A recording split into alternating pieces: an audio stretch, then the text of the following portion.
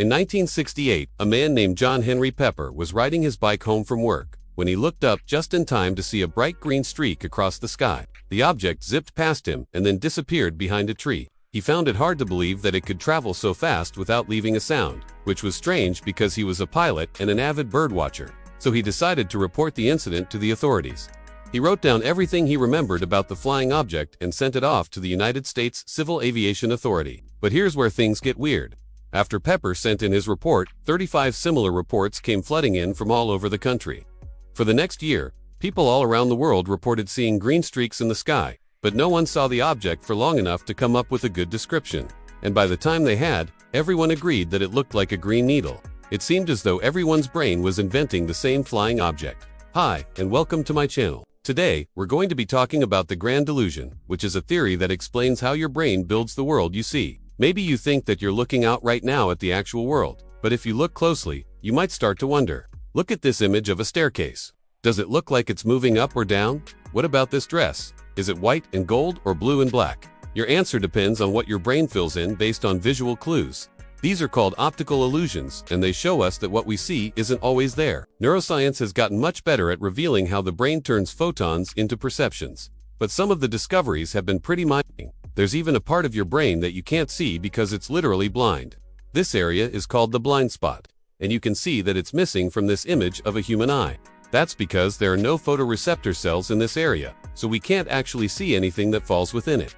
But here's the thing. Your brain doesn't let you know that there's a whole gap in your vision. Instead, it uses cues from the surrounding area to fill in the details.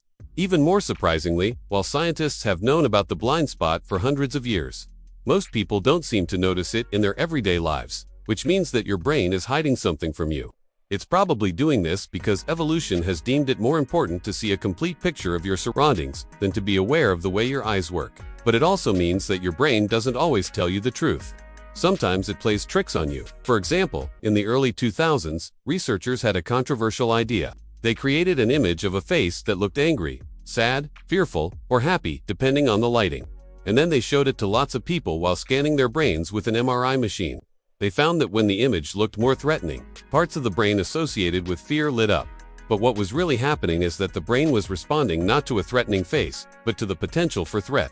In other words, it was responding to the possibility that the face could be threatening. These findings suggested that we interpret ambiguous stimuli based on our experiences and expectations, rather than reacting to what's actually there. Our brains take shortcuts to help us quickly understand the world. These shortcuts are called heuristics, and while they're helpful, they can also lead us to make mistakes.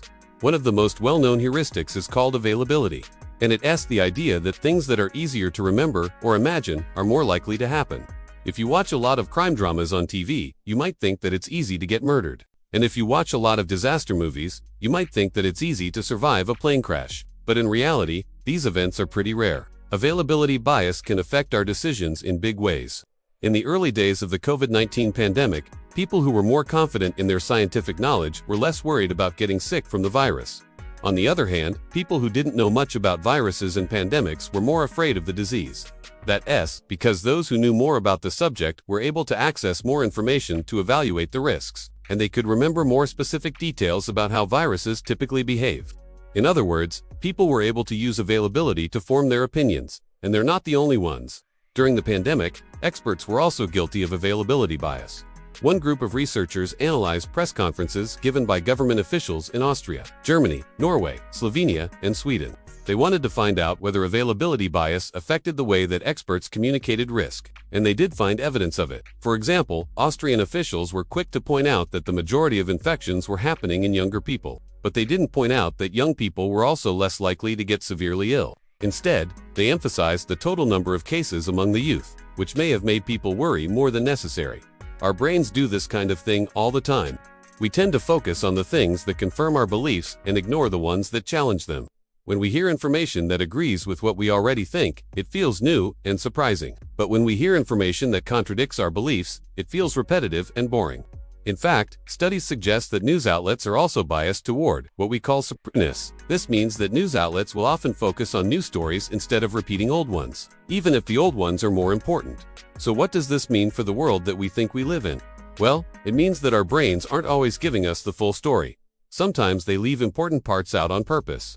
And sometimes they fill in the blanks with things that aren't even there. Our brains also have a tendency to look for patterns and make connections between things that may not be related.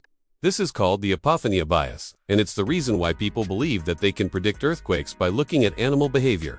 But our brains aren't always playing tricks on us. Sometimes we create our own illusions.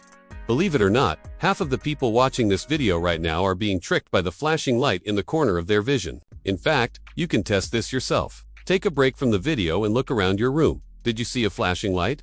If you did, congratulations. You've fallen for one of the oldest tricks in the book. Because what you actually saw was a change in the background behind this text.